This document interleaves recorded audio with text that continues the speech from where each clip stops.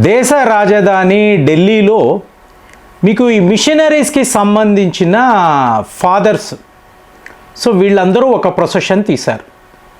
అలాగే lawyers so వీళ్ళందరూ కూడా కలిసి అంటే బార్ కౌన్సిల్లో ఉంటారు చూసారా యూనియన్స్ సో వీళ్ళందరూ కలిసి ఇంకొక ప్రొసెషన్ మనం మాట్లాడుతున్న కాక్రోచ్ జనతా పార్టీ యువకులు రౌడీలు గూండాలు మీరు ఆలోచించారనుకోండి ఇదంతా ఏమిటి అసలు వీళ్ళకి ఏం కావాలి ఢిల్లీలో ఇలాంటి గొడవలు చేయడం వలన వీళ్ళ ఆబ్జెక్టివ్ అనేది ఫుల్ఫిల్ అవుతుందా అసలు ఎందుకు ఈ గొడవలు చెయ్యాలి ఫ్రెండ్స్ మీరు గమనించారనుకోండి ఈ డీప్ స్టేట్ వ్యవహారం అనేది చాలా పెద్ద లెవెల్లో జరుగుతుందండి. సో మామూలుగా ఒక కామన్ మ్యాన్కి ఇది ఏమిటి అనేది అర్థం కాదు. మీరు డీప్గా వెళ్ళారు అనుకోండి ఎన్నెన్నో విషయాలు అంటే ఒకటేనండి ఇక్కడ ఈ భారతదేశంలో 80% మంది హిందువులు సో దీన్ని హిందుస్థాన్ అని అంటారు. ఈ మాట ఉంది చూసారా ఇది హిందువుల రాష్ట్రము హిందువుల దేశము ఈ ఆలోచనే వీళ్ళకి నచ్చదండి. సో ఇప్పుడు వ్యవహారం అంతా ఇదే 600 ఏళ్ళు మేము పాలించాము మీరు మా కాలనీ అలాగే 200 ఏళ్ళు బ్రిటిష్ సామ్రాజ్యం పాలించినప్పుడు మేము చెప్పింది కదా మీరు వినాలి మీకు మీరుగా మా రాష్ట్రం మా దేశము మా ఇష్టము అంటే మేము ఎలా ఒప్పుకుంటాం. మీకు ఈ వ్యవహారం ఈ మోడస్ ఆపరెండి అంటారు చూసారా ఎలా జరుగుతుందండి అని అడిగితే ఎవరైనా యువకులు చూస్తూ ఉంటే అసలు దేశంలో ఏం జరుగుతుంది ఇది ఎప్పటి నుంచో వస్తున్న వ్యవహారము అనేది తెలుసుకోండి. ఇప్పుడు గ్రీన్ పీస్ ఫౌండేషన్ అంటారండి అలాగే యామ్నెస్టీ అంటారు. మీకు లాయర్స్ వితౌట్ బార్డర్స్ లేదా బౌండరీస్ మీకు ఇలాగా ఆర్గనైజేషన్స్ ఉంటాయి. ఇప్పుడు లాయర్స్ ప్రొసెషన్ అన్నాను చూసారా లాయర్స్ వితౌట్ బౌండరీస్ ఇది ఒక సంస్థ.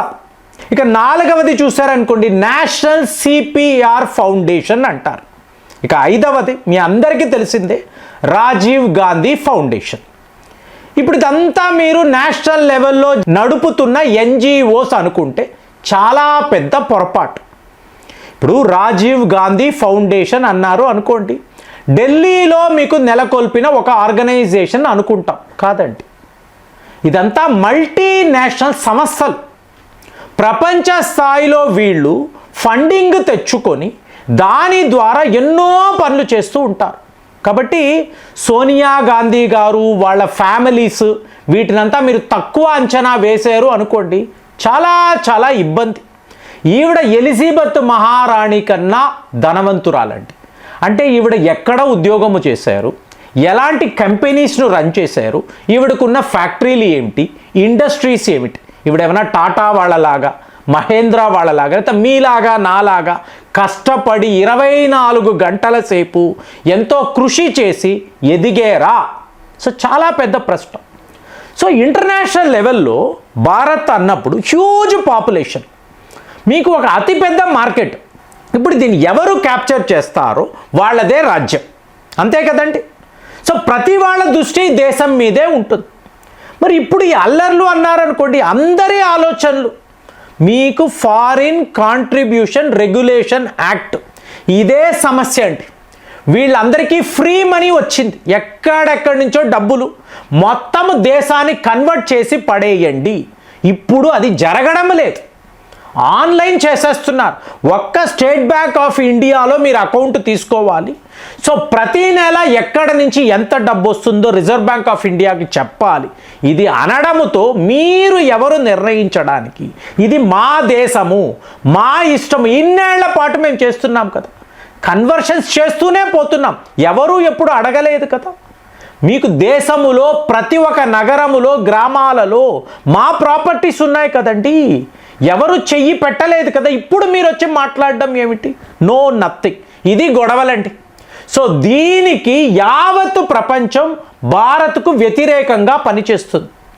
మీరు ఆ యువకులు అంటున్నారు చూసారా స్టూడెంట్స్ కొన్ని వీడియోలు పెట్టకూడదండి కానీ తెలియాలి కదా ప్రజలకు తెలియాలి మన దేశములో ఇక్కడ ఒక గవర్నమెంట్ దానికి వ్యతిరేకంగా ఈ స్టూడెంట్స్ అనేవాళ్ళు ఎలా ప్రవర్తిస్తున్నారు, అసలు ఆ భాష ఏమిటి, ఆ హోర్డింగ్లు ఏమిటి, వీళ్ళు మన విద్యార్థులా అంటే మీకు అంటే ఈ యామ్నెస్టీ ఫౌండేషన్ అంటున్నాను చూసారా, వీళ్ళు ఏం చేస్తారో జస్ట్ ఎగ్జాంపుల్ చెప్తున్నాను.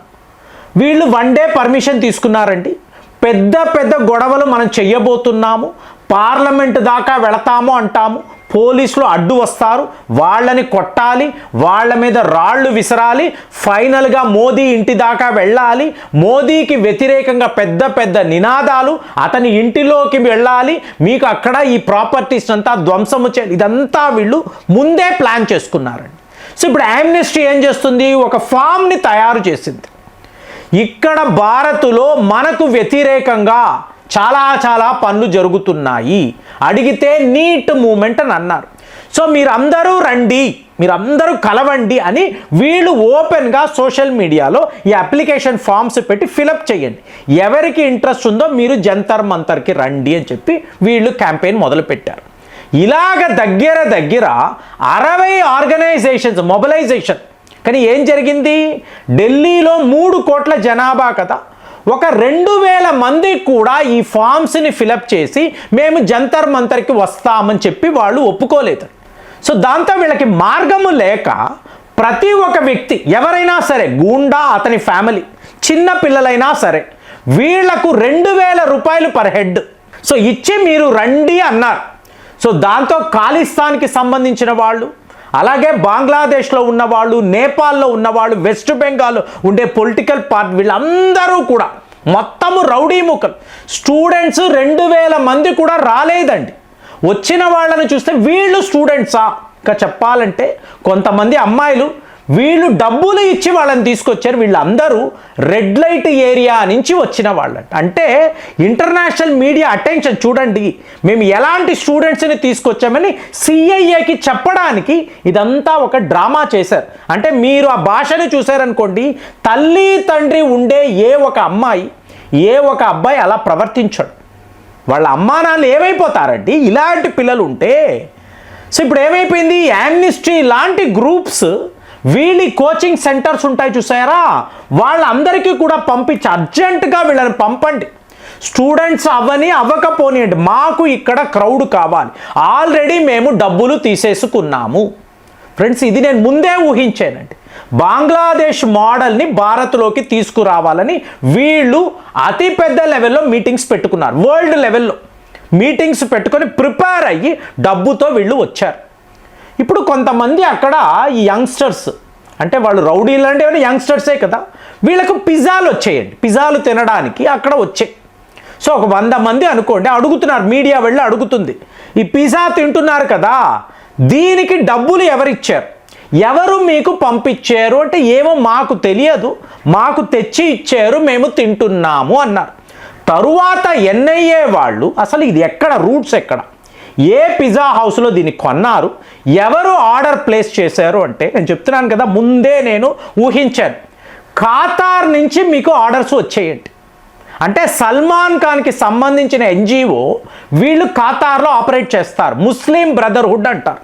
ప్రపంచంలో ఎక్కడ ఏ గొడవలు జరిగినా, నేను ఆల్రెడీ చెప్పాను, బంగ్లాదేశ్లో ఈ స్టూడెంట్స్ యొక్క అజిటేషన్ అన్నప్పుడు వీళ్ళందరూ ఖతారే వెళ్ళారు. ఖతార్ వెళ్ళి అక్కడ సిఐఏ మీటింగ్లో పాలు పంచుకొని ఇలా గొడవలు పెట్టుకోవాలి, రీజిమ్ చేంజ్ జరగాలి అన్నప్పుడు ఇవాళ మీకు ఒక వర్గమేమో ఖతార్ నుంచి ఫండింగ్ ఇచ్చి వీళ్లకు తిండి పెట్టండి అన్నారు. ఇంకొక వైపు చూసారనుకోండి కెనడా నుంచి, అంటే ఖాళిస్తాన్ మూమెంట్కి సంబంధించిన వాళ్ళు మళ్ళీ వీళ్ళకి ఫుడ్ పెట్టారు. ఇంకొక వైపు చూశారు అనుకోండి యూకే నుంచి, చూడండి వరల్డ్ లెవెల్లో వీళ్ళందరికీ తెలుసండి ఇంత పెద్ద లెవెల్లో గొడవలు జరగబోతున్నాయి.